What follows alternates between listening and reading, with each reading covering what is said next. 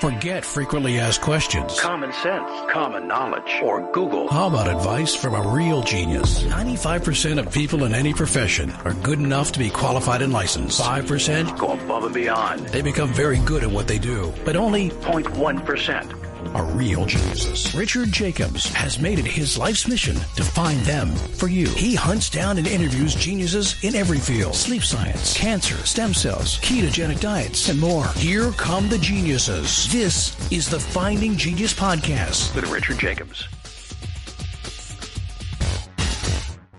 Hello, this is Richard Jacobs with the Finding Genius Podcast. I have a really interesting guest, Dr. Bruce Greyson. He's a professor emeritus of psychiatry and neurobehavioral studies at University of Virginia School of Medicine. And he's recently written a book about near-death experiences that's coming out very beginning of March. That's called After, a doctor explores what near-death experiences reveal about life and beyond.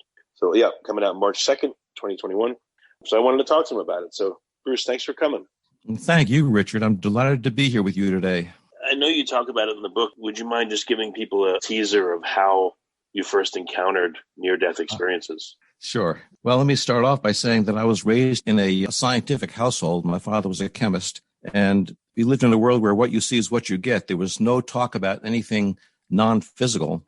We never gave a thought to anything spiritual or religious. It's not that we were anti-spiritual. It just never came up in our family.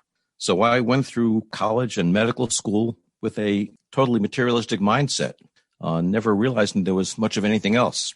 And then my first year in my psychiatric residency training, within a couple of months, I encountered a patient who was unconscious in the emergency room. And I was down the hall talking to her roommate because I couldn't talk to the patient herself. And the next morning, when the patient woke up, when I started talking to her, she recognized me immediately from the night before and said she had seen me talking to her roommate down the hall.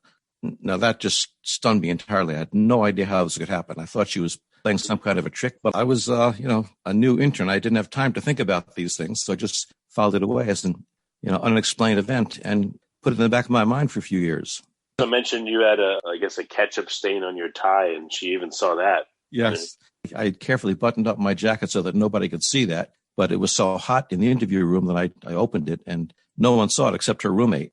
And she told me about it the next morning, and that just blew me away. And from then, I guess it sounds like in the book, you kind of put away the idea of NDEs for a while, but you started working with them directly? Well, I did put it away. I had one other patient later that year who also had a type of near-death experience that didn't involve me. And I just thought that these are just weird things. And then a few years later, I met Raymond Moody, who had published a book called Life After Life in 1975 that gave us the name near-death experiences, and for the first time in the English language described what these experiences were.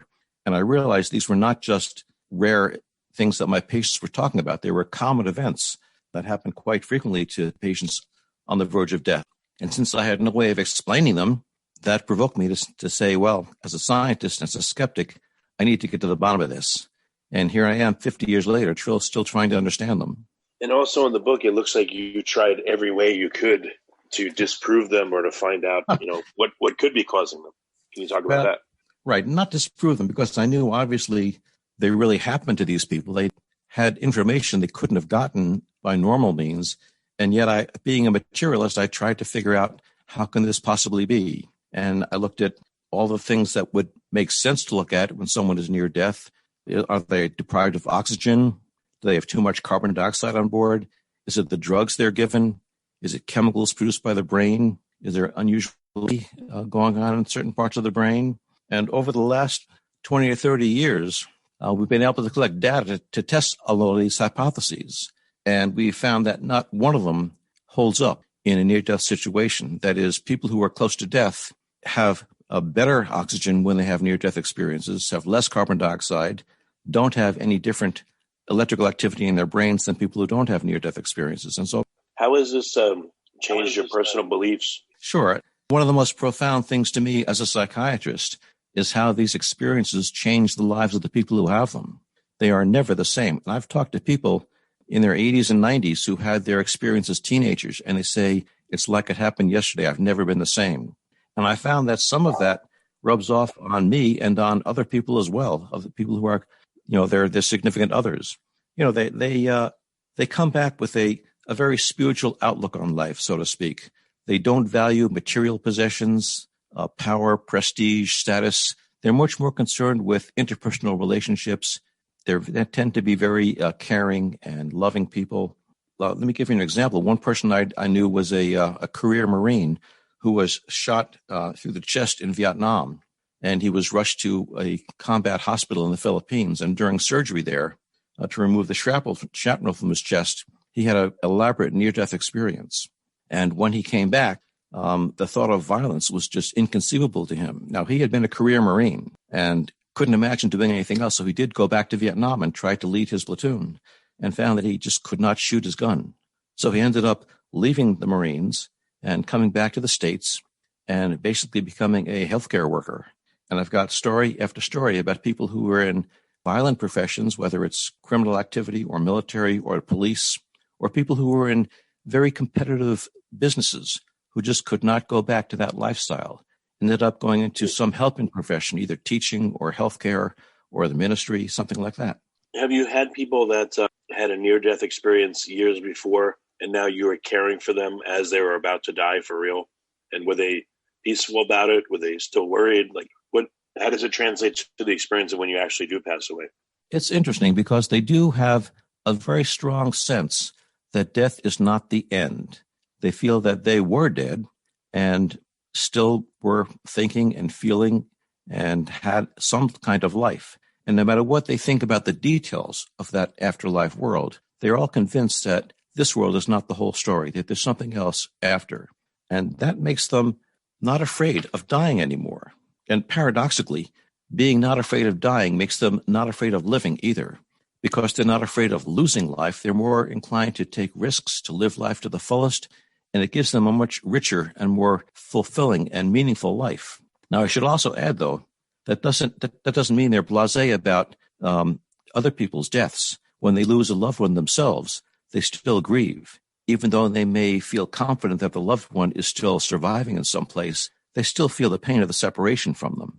So what are some of the commonalities that people had in their stories? This was interesting because I had assumed that what happens in a near-death experience is based on your expectations, and it turns out that's not true at all. Whether you knew about near-death experiences before you came close to death does not affect your experience at all. I've talked to people from different cultures, and if you look back historically, there are accounts of near-death experiences from the ancient Greeks and Romans that are exactly like the ones we hear today. People generally all over the world will have the same experience, but they may interpret it differently based on their cultural background.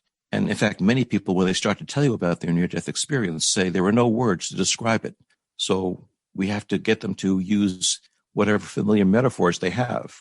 Now, most people all over the world will talk about leaving their physical bodies, about feeling a tremendous sense of overwhelming peace and well-being. They often talk about encountering some warm, loving being of light, which many of them interpret as some type of deity which radiates unconditional love.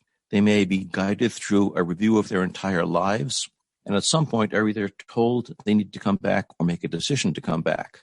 Now, they all say, or most of them say, they encountered a warm, loving being of light. When you talk to Christians in the United States, they may say that was God or that was Christ, whereas people from other cultures are less likely to put that label on it. And in fact, many of them will say, well, I'll say that's God because I don't know how else to talk to you about it. But it's not like the God I was taught in church. Yeah, they recognize themselves that these are just metaphors they're using. For example, many people describe going through a long, dark space that we call a tunnel. And people in the United States often call it a tunnel. People in countries where there aren't a lot of tunnels will talk about going into a cave or a well. And one person here I interviewed who was a truck driver talked about getting sucked into a tailpipe. So your cultural background determines how you're going to interpret the things you have. Very interesting.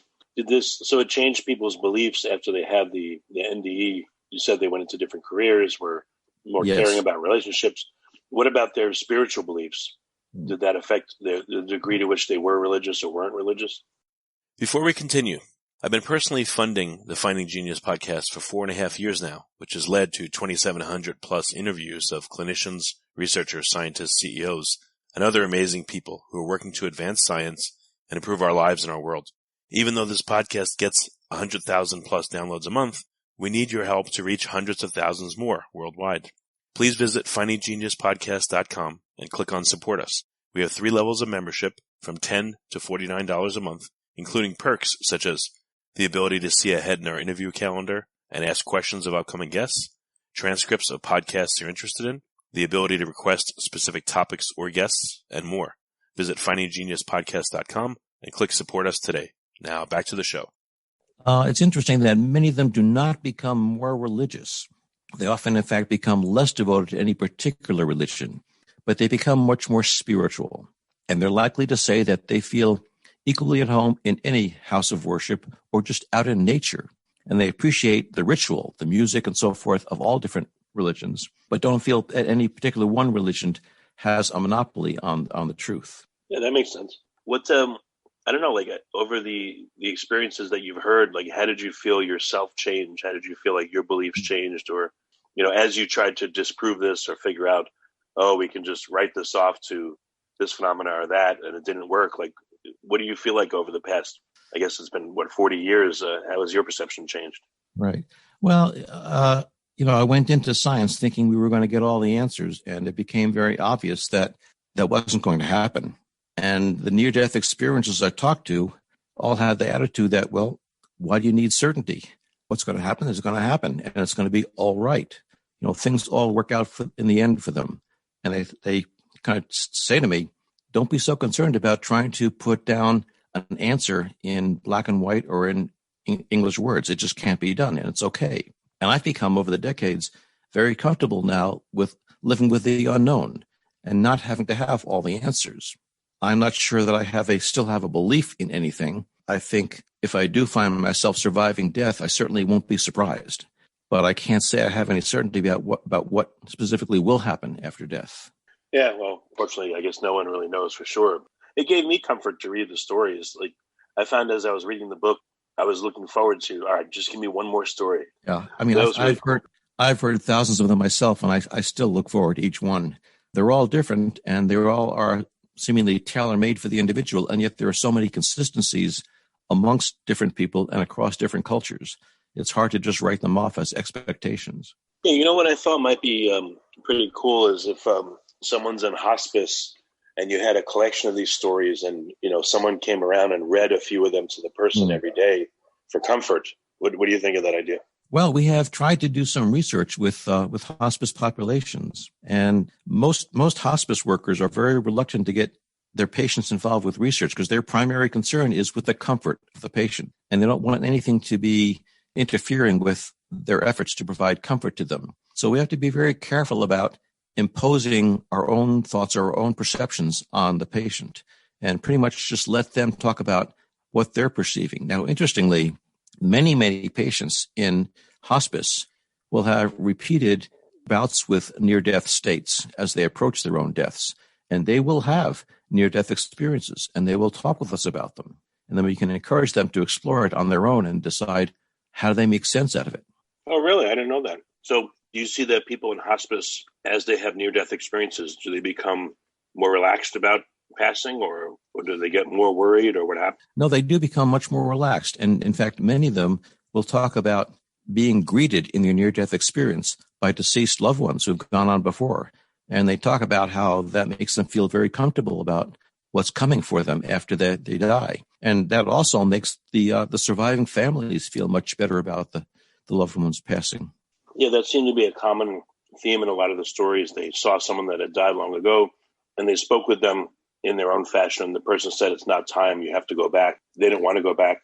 The one thing you mentioned, which was unusual, is I guess there were a couple of stories where the person that was in their NDE was still alive, telling them to go back. Well, actually, that does happen in very rare occasions. What happens more often is that a person in a near-death experience will meet someone who had died, but they didn't know that the person had died. So there's no expectation of, I'm going to meet this loved one. And they meet this person they thought was still alive, and they're very surprised by it. And then they wake up and tell someone about it. And later, maybe a day or two later, they find out that person had actually died just before the near-death experience. And we have no way of explaining that type of experience. Yeah, that's crazy. What about in the experiences where they meet someone that is alive and the person's still alive after the NDE? Have they ever gone and talked to that person and told them, hey, you were in my NDE, and this is what you said. If you like this podcast, please click the link in the description to subscribe and review us on iTunes. Yes, there have been some situations like that. As I said, they are very rare, but occasionally someone will be in a near-death situation, often in a hospital, and they will have a near-death event, and they will sense someone in the family who's still alive praying for them to return and pleading with them to return. They can't communicate with them in that situation, but they are aware that the person is telling them to return, and they do. And later, when they talk to the surviving family member, the family member will say, yes, I was trying to cheer you on at that point and trying to tell you to come back. Wow, that must be super impactful to the person they tell that to. They must be like, whoa, you know? Yeah, it is. The things that are so hard to explain have very strong emotional impact on people who hear about. How do you find that, other doctors and medical staff you work with and other people, how do they respond to these NDEs? Are there certain common responses, oh, that's hogwash, or, what have you noticed about people's responses? That's an interesting question, Rich. You see the whole range of responses. Back in the early 1980s, when we first started doing this research, very few doctors had heard about them. And most of them were quite skeptical of it. They thought, well, these things are not really happening. It's just one or two crazy patients who are telling you these stories. And as there's been more and more publicity about near-death experiences, more and more doctors are asking their patients about them. And they're finding that they really are fairly common. Most estimates are about 10 to 20% of people who come close to death will report a near-death experience. And in fact, in the last decade, there have been several very good books written by physicians who had their own near-death experiences. And whereas, 40 years ago, when I tried to talk to doctors about this, they didn't know what I was talking about. Now they're very open to it. And in fact, they want to learn more about them because they do affect the patients. And anything that affects their patients' lives, they want to know about. Yeah, you said a lot of the people were hesitant when you'd ask in a very gentle way. Yes. What I saw in the book, what did you notice? What happened? And then it sounds like they would look at you with a kind of strange look in their eye, and then they would slowly open up and tell you what happened. Well, I am a psychiatrist, and people are reluctant to tell psychiatrists strange stories. So I really have to kind of prove to them that I'm going to take them seriously. And I started in my research early on talking to people as soon as they recovered, and then again every month for a while. And I would find that people would slowly open up to me over the months as they gave me a little bit, and I seemed to take it seriously. And the next month they tell me a little more and a little more and a little more. There are some people that I've known for 30, 40 years, and they still have some parts of their experience they don't trust me with. Some of them are just so personal or so sacred to them, they don't want to share them. Oh, wow. I didn't know that. I thought that they told you everything. So some people literally told you there's more, but I don't want to say. Right. They may say, this was for me, not for anybody else. I need to deal with it, and it's not something to be shared. Yeah, that makes sense. Something else you mentioned, well, a bunch of the stories, the person was free of their physical body and free of their physical brain, and they felt like, I don't know if I'm putting this right, but they felt more complete, and they didn't want to go back into their physical body because they felt like it constrained them, either because they were in pain or for whatever reason. But you mentioned that the physical brain may constrain the mind. I thought that was super interesting. Can you talk more about that? Right. This was very strange for me as a materialist, that I grew up thinking that the mind is what the brain does. The brain creates all of our thoughts and feelings. And here I was encountering people whose brains had pretty much shut down, and in some cases had flat EEGs showing no electrical activity in the brain at all. And yet when they woke up or when they were resuscitated, they told me their thinking was sharper and clearer than ever. Their emotions were more vivid than ever. Their perceptions were clearer than ever. And yet their brains were not functioning. I didn't understand how this could possibly be. When you look back through history, though, going back to Hippocrates 2,000 years ago, there's been this thought in some physicians, it's been a minority most of the time, that the brain does not create the mind, but kind of filters the mind for us. Much the way a cell phone will receive signals from outside and translate them into sound so you can hear them. When your cell phone goes dead, you can't hear someone calling you, but they can still call. You just can't hear them. And some people have thought that the brain acts like that. It's a receiver and transmitter of the thoughts in the mind. So that when you're normally in normal life, you do require the brain to translate these thoughts for you. But when the brain shuts down, your thoughts can still come through somehow. I don't know how, but it does seem that the connection between the mind and the brain breaks down under extreme circumstances like near-death experiences. And there are other experiences, too, in which the mind-brain connection seems to break down. Oh, really? What other kinds of experiences? Well, there's something called terminal lucidity, in which people who have severe brain disease, such as advanced Alzheimer's disease, and have not been able to speak, communicate at all, or recognize loved ones for months or sometimes years, and then suddenly they will become completely lucid, recognize people, carry on coherent conversations, say very meaningful things, and then within hours or sometimes days, they will die. It's as if when the brain deteriorates sufficiently, the mind can come through without the brain filtering it. Now, this was a very strange idea to me, that the brain filters the mind. But if you look at the way the body works, our eyes filter visual input. We don't see all the colors of the spectrum that are there. Certainly other animals see spectrums that we don't see. Our ears filter out some sounds that dogs hear. So all our senses filter out some input and just let through what's important to us for our physical survival. And it's like the brain does that also. There are things that the mind thinks of that don't have immediate relevance to our physical survival. So the brain just filters them out and just lets through those thoughts and feelings that are relevant to survival in the physical world. And when the brain shuts down, that filtering stops, and we have access to the whole content of the mind. Yeah, that's interesting, because there's also, I guess, the reticular activating system, which is a secondary filter. So, like, always the old story, you buy a new Toyota Camry, and all of a sudden you start seeing Toyota Camrys everywhere. And they were there, and they were within your purview, but you just didn't notice them. So I guess there's multiple levels of filtering, cultural levels and all kinds, Definitely. Our expectations play a great role in filtering what we see and recognize. Well, what would be interesting in the future, if people are actually able to do brain transplants? Wouldn't it be crazy if you did a brain transplant and someone had the same mind afterwards, but they had a different personality because the wrinkles and folds of their brain were physically different, which channeled their mind, which is, it sounds like maybe apart from the brain, in a different way. It put different filters on it than what they had before. That's an interesting speculation. I know that when your cell phone dies and you get a new one, you still hear just as well. So I don't know whether brains are interchangeable in that regard or not. They may well not be. Yeah, when you talked about, Alzheimer's, physically, I guess plaques are building up and the brain is changing structural shape. And so that's affecting your ability to think and do other things. Right.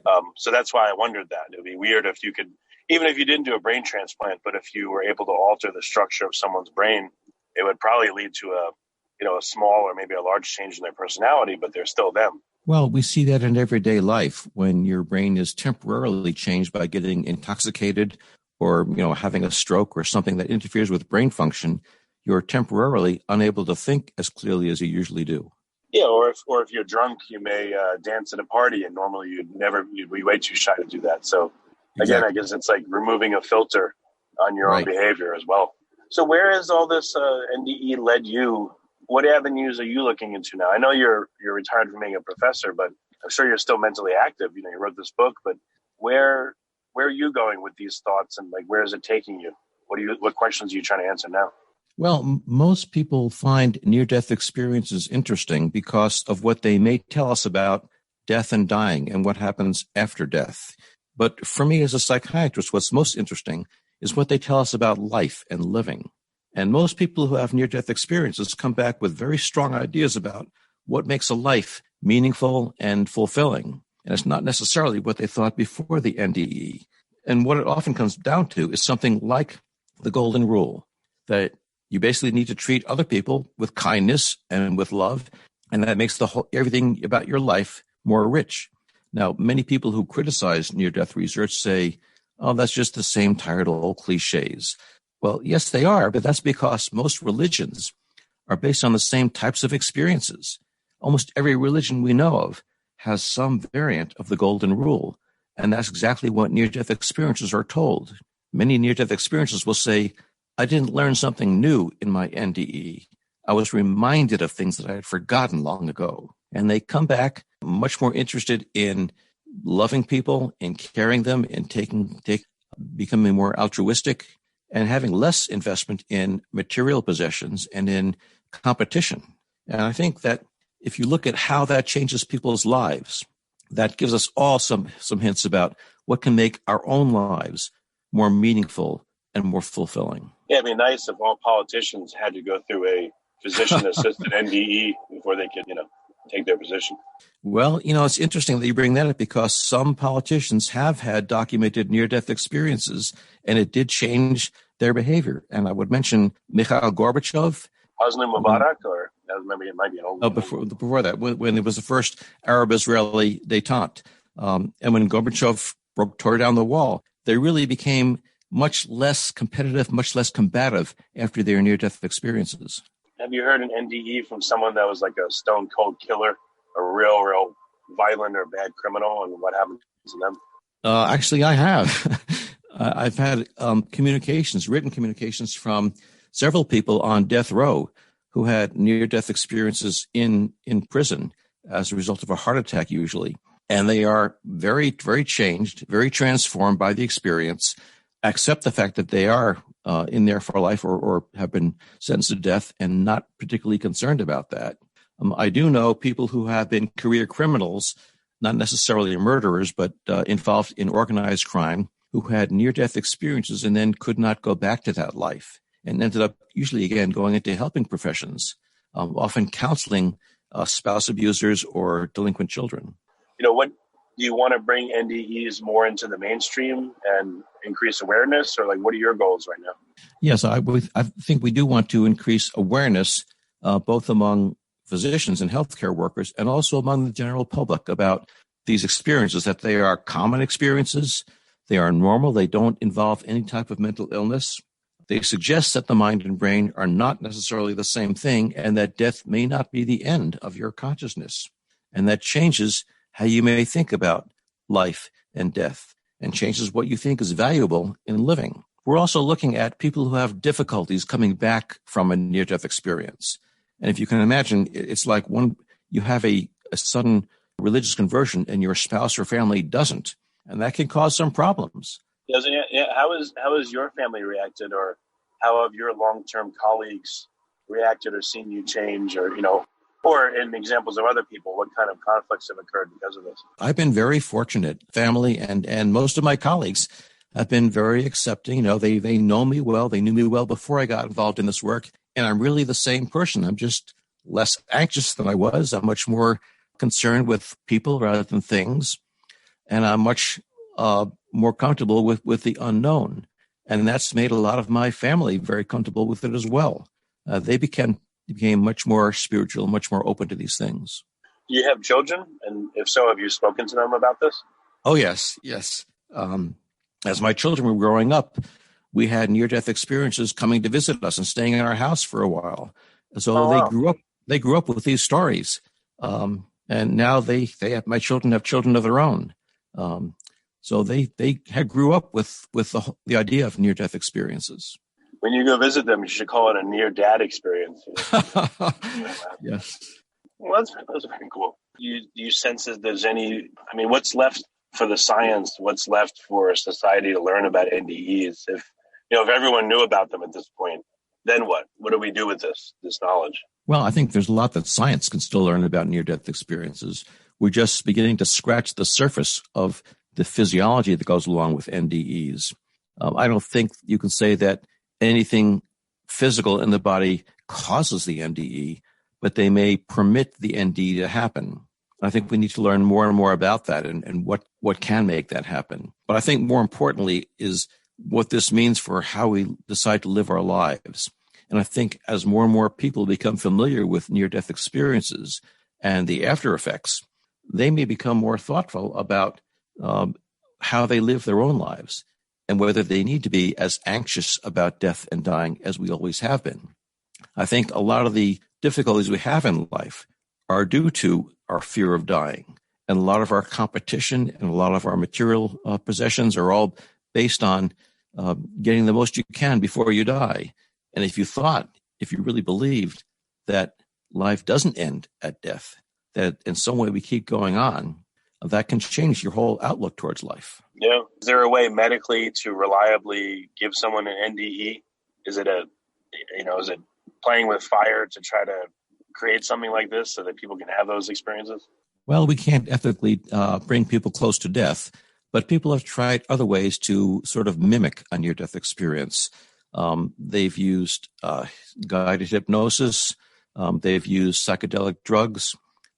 Lately, they've been trying virtual reality, and all these things can mimic a near-death experience. But it'd be like comparing watching a movie with actually being in battle.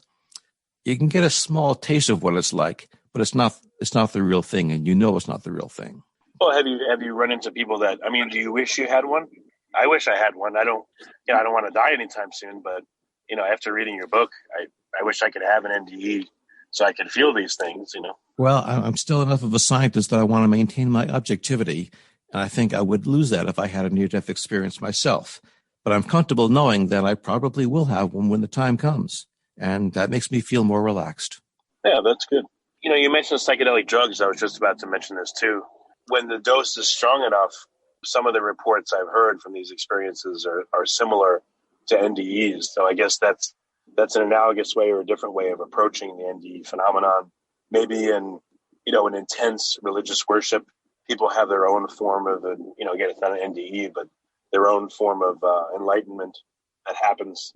So I guess maybe there are several ways to approach it, but it's not easy. Right. I was recently part of a multinational consortium that looked at verbal reports of near-death experiences and verbal reports of psychedelic drug trips on a variety of drugs.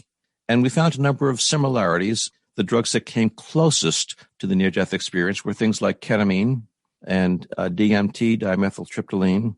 And yet those drugs also produced a lot of things that are never part of the near-death experience. And the near-death experience, on the other hand, produces things that aren't part of those other drug experiences. So again, they may mimic parts of the experience, but not recreate the whole thing. Now, I will say that some of the more recent research done at Johns Hopkins University with psilocybin under very, very controlled situations can produce profound decrease in fear of death, just as near-death experiences can. And I say this with a bit of caution because it's not like you can just take psilocybin by yourself and expect to have these beneficial side effects. Because the way they do it at Hopkins is in a very controlled situation with a lot of guidance and support. And in the proper situation, you can get very good benefits from having a drug trip. A weird thought just occurred to me. Is it possible that people could figure out if a dog or other, higher animals had a near-death experience? Like, I guess the way you'd figure this out is, if you have a dog that tends to be real aggressive and bite everyone, and then it almost dies, but it doesn't, and then the dog's nicer after that. Well, have you ever heard of such a thing? Yes, as a matter of fact, I know several people who have written books about this, who have amazingly about animals that were like hit by cars and then had personality transformation. And unfortunately, we can't interview them and see what they experienced. But it does seem that some animals are changed after a close brush with death. Really? Yes. Is it similar? They become nicer, or they don't become more aggressive, do they? Or they become? No, they do not. One person who had a cat who was very aggressive, and she called him Arafat, and she called him Ari for Arafat. And after his near-death experience, he became very loving and kind to other animals and to people. So she changed the name from Arafat to Aramis because he was just such a loving animal now. That's amazing. Yeah, I wonder if a whole set of living things encounter this in their own way. That's crazy. Yeah. Interesting. Well, all right. I know we're close to the end of time. It's been a really great call. So your book is coming out, March 2nd, 2021? That's right. Okay, and it's available, on Amazon and Kindle? And Right. It's available on Amazon. On my website, which is www.brucegrayson.com, that's BRUCEGREYSON.com, has links to various sites where you can pre-order the book. Okay, excellent. And then have you done an audio version, or is it just Kindle? Yes, there is also an audio version. Oh, good. Well, very good. So, again, the book is called After. That's yes. The brief part of the title. March 2nd, 2021, it's coming. And people can pre-order it, and they can go to www.brucegrayson.com. Okay. Well, Bruce, thanks for coming on. And the book it made me feel better about my own existence. So I really appreciate you writing it. And I think it's super important. I'm very glad we got this chance to talk. Thank you, Richard. I enjoyed it. If you like this podcast, please click the link in the description to subscribe and review us on iTunes. You've been listening to the Finding Genius podcast with Richard Jacobs. If you like what you hear, be sure to review and subscribe to the Finding Genius podcast on iTunes or wherever you listen to podcasts. And want to be smarter than everybody else? Become a premium member at findinggeniuspodcast.com. This podcast is for information only. No advice of any kind is being given. Any action you take or don't take as a result of listening is your sole responsibility. Consult professionals when advice is needed.